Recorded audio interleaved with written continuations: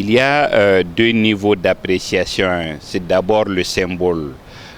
Pour beaucoup de gens, pour beaucoup d'habitants de la région de Kidal, quel que soit leur bord, pro-gouvernemental ou sécessionniste, le fait que l'armée retourne à Kidal de façon pacifique est le signal qu'il y a quand même quelque chose qui change. Ensuite, le second niveau d'appréciation, c'est qu'on a, comme on dit, une nouvelle armée. L'armée constituée par des gens qui se sont battus, qui se sont entretués il n'y a pas longtemps, qui avaient une autre vision et qui acceptent de laisser tout ça pour revenir dans le giron de l'État malien pour se battre pour l'idéal républicain.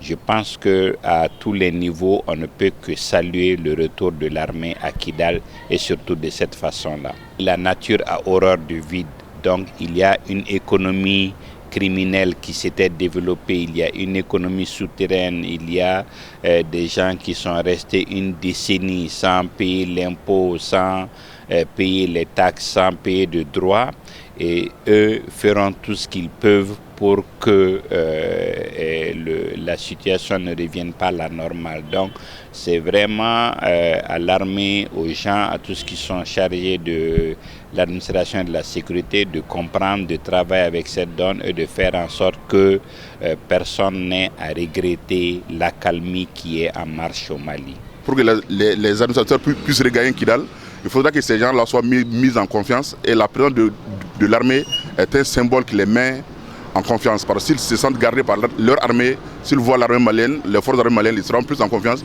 et ils seront plus enclins à rejoindre leur poste au niveau de Kidal.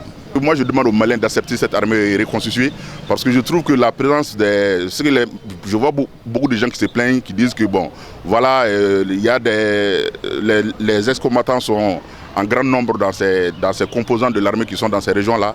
Ceux qui connaissent leur terroir sont mieux placés pour défendre les intérêts de l'État malien.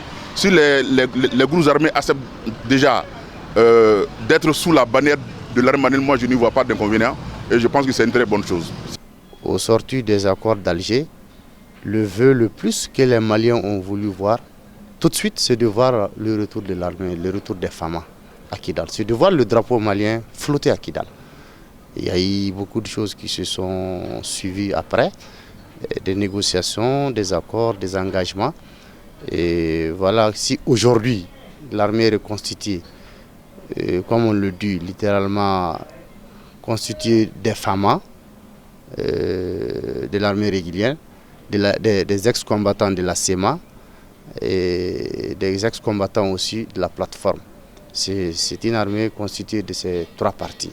Si aujourd'hui ces trois frères d'armes se retrouvent ensemble, ils partagent tout ensemble, ils font des patrouilles ensemble, ils mangent ensemble, ils dorment ensemble, ils se sécurisent ensemble, ils font des plans, des stratégies de combat ensemble, ils ont le même intérêt, et ça ne peut être que s'allier.